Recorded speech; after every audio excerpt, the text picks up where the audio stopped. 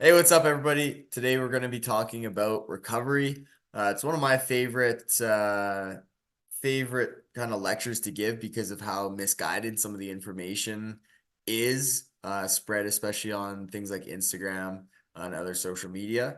Yeah, we're going to talk about recovery. What I view recovery, it's earning the opportunity to train more, and opportunity is a big word in there. We want the right to be able to train more and the chance to. So we're going to create those opportunities for ourselves through recovery.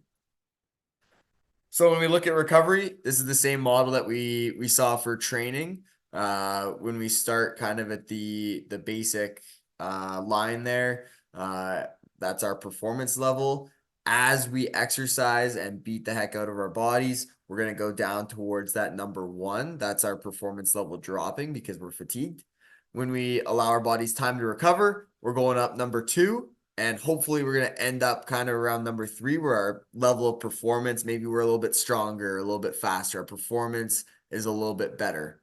Now, where recovery is important is that number four down there. So, if you exercise really hard, you end up at number one. Don't give your body any opportunity to recover and exercise hard again. You're down at number four. As you keep piling those on, it's harder and harder to come back up to the higher performance level. That's when overuse injuries happen. That's when mental fatigue happens. Not good. We need that recovery period, and it's especially in the hockey culture, it's not viewed as important. People like to stack everything so they have something every single day of the week. Whereas if you look at like an NHL player or something like that, they would actually stack their workouts after their games. So maybe they really beat themselves up on Tuesday, but Wednesday they have completely off to recover, and then they're good to go for Thursday, rather than kind of what some of us would do or might do at this age is oh, we have hockey on Tuesday night. I have to work out Monday and Wednesday because I have hockey on Tuesday and Thursday. And that just gives your body no time to recover. We're going to end up in number four really quick. There's going to be a lot of burnout that happens, a lot of mental and physical fatigue, and a lot of injuries that take place. So this is my kind of caution to maybe think about how you structure things a little bit differently. The rest of this presentation will be more on how we can improve recovery, but this is just the general framework to kind of wrap our brains around quickly. Um, so why is recovery important? I think it's pretty easy to see like why training is important or why nutrition is important. But why is recovery important? And I'm gonna try and make it super simple. This is just how I view it. When you train, you break down your tissues, your muscles. You're gonna tear your muscles up. Recovery, we're just talking physical recovery right now, is gonna build back those tissues. So we beat them up. Recovery gives your body a chance to kind of build them back stronger. The better recovery that you have, so the quicker that you can recover and the more effective that you can be, that's just gives you more chances to train. And that's the opportunity word again. More training, that's when you become a better athlete. Uh, when it's spaced out properly, right? So therefore, better recovery is a better athlete. If you just are always training, no chance for recovery, that does not make a better athlete. But if you're very diligent with your training, hit it very hard, and then you recover even harder, bang, better athlete. That's just kind of the framework that I use to break down recovery and make it super simple. Give your body a chance to recover, then you have more chances to train effectively. So, how can I improve recovery? Um, I think a lot of you, if I say recovery, might come to your head, I'm gonna foam roll or I'm gonna hop in an ice bath or something like that, maybe stretch. There's two methods that are far and away the most effective recovery tools. And there's just two of them: sleep and nutrition. They're so important. We have a whole other presentation on them in this series. I'm gonna pair water. Water's definitely in, like, hydration's in nutrition.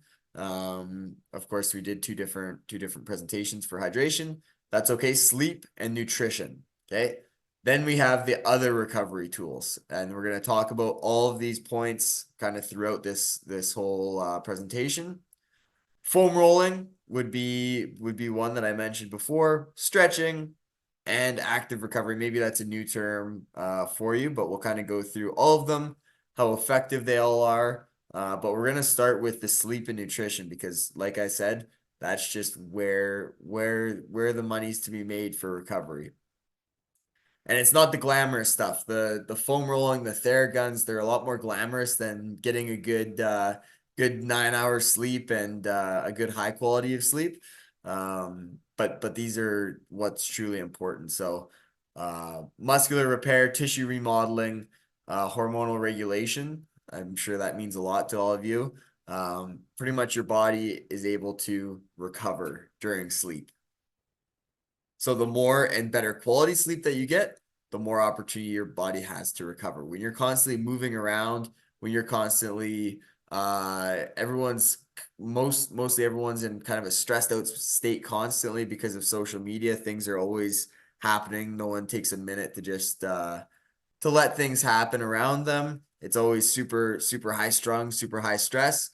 Sleep is the chance that we get to kind of unwind from that completely. You have no opportunity to go on your phone or to be moving around. Sleep is the time that your body needs for mental and physical recovery. Nutrition. So I think this would be maybe an obvious one, especially if you've heard the nutrition presentation. But your muscles are made out of protein, and to build those back up after you tear them down, you need to have some high quality protein. So your meats, your eggs, your dairy products, your supplements, you need to have the protein. As well, you need complex carbohydrates. So not Pop Tarts. Those are carbs, but those are simple carbs, not complex. We need your brown rice, your whole grain bread, things like that will give your body more energy to recover. Your body needs energy to recover. It's kind of a catch 22, but you need to fuel your body to be able to recover. So those are the two big ones. And then obviously nutrition, I'm linking hydration back in there. So water plays a big role of nutrient delivery through the bloodstream, things of that nature. But though that's what we'll talk about there for nutrition and sleep. Again, very big. That's just far and away the best methods of recovery. We're going to talk about a couple of other ones. But these ones should only come once you've mastered sleep and nutrition. So just keep that in mind. So recovery tools, we talked about these earlier: stretching, foam rolling, active recovery. We're gonna go through kind of all three, why they aren't the be all end all for recovery, and when they can be very effective. They all have a time and place that they can be effective. But I think some of them, kind of most of them, get a little bit overhyped. So we'll get into that. Stretching. Why do you stretch? And I think a lot of people think, oh, I need to stretch to become more flexible. Um, Certainly, if you do a couple of stretches before like a game or a practice or a workout, you'll be a little bit more flexible, but that's a very transient effect. You're not going to have that stretching effect for long. The benefits are also very trivial. It's very hard to become more flexible with just passive stretching alone. So just standing there and holding your foot up to get a quad stretch, or laying down and stretching your hamstrings. It's very trivial benefits. Um, and I'd say the byproducts of stretching are actually more effective than stretching. So if you stretch after a workout or a game when you're super stressed out, everything is happening super fast in the game, lots of pressure. Maybe in the workout you're listening to some heavy metal or some really quick rap. Um, the deep breathing part of stretching, if you're stretching and really taking control of your breath and really working to relax, that's what's going to put you into kind of that stress-free state that allows your body to say, okay, we can chill now. We can break down these nutrients, and really try and start the recovery process. It can't do that when you're in a super stressed out state. So if flexibility is something that you want, maybe try a different form of stretching, maybe like it's called PNF stretching, where maybe somebody's pushing against you and then you relax to get a little bit more range. Those have been seen to have a little bit longer lasting effects than stretching.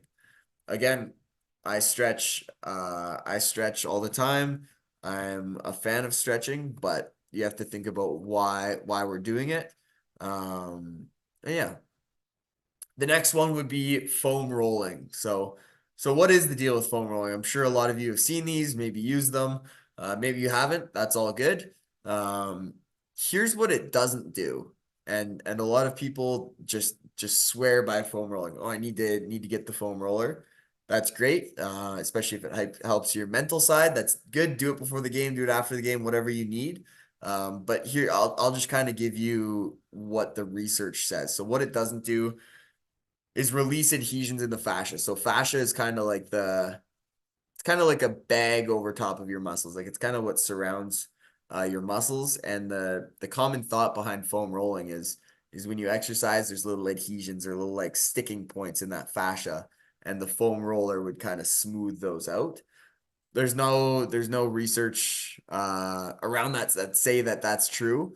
Um, so people people might say that. Now you can correct them.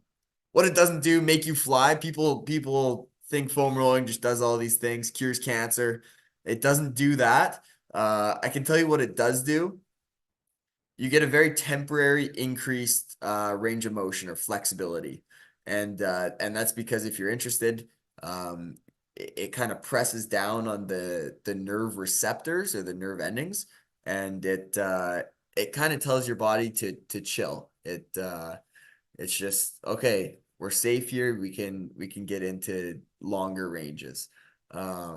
Stretching, just static stretching, doesn't really do that, and that's why it wouldn't be as effective. But this is when it could be good, maybe before a workout. And then this one would be maybe after a lift or a game, is to increase the blood flow. So it can actually like physically move the blood through your body through foam rolling. So that's kind of my caveat with foam rolling. I like foam rolling again. I think it feels good, so I do it. But don't think that it does all these magical things because the effects are like not super great. Um, and yeah, if you've never used a foam roller, or don't know how to use it, kind of just spending 30 seconds just slowly rolling at a moderate pressure over an area. If it hurts a lot, that's your body saying, screw you, don't do this to me. So find a comfortable kind of range. I like to do calves, quads, and hamstrings, and kind of in the glute or butt area. But yeah, play around with it. It's not going to hurt you, but I'd say there are better methods of recovery for sure. And then the last one is active recovery. So this would be just moving your body during your free time. And it's not active recovery doesn't mean going to hit another workout. It means just maybe doing like some yoga or a very light swim or like a walk or easy hike. Something like that. That just kind of gets your body moving. So I'm probably gonna say something negative about this. No, it works. You get the blood flowing.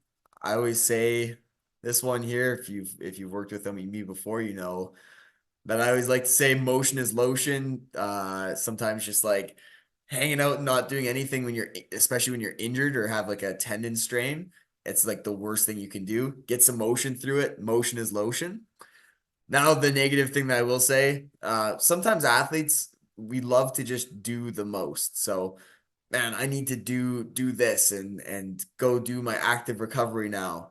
When in reality, sometimes they might just need to sleep, just lay down and sleep and take naps and if it's a recovery day, try and maybe mix some of these things in. But again, it always comes down to sleep and nutrition. So, kind of just wrapping things up here, what really matters? Sleep and nutrition. 95% is a number that I completely made up, but I think it's that or even higher of what makes up your recovery.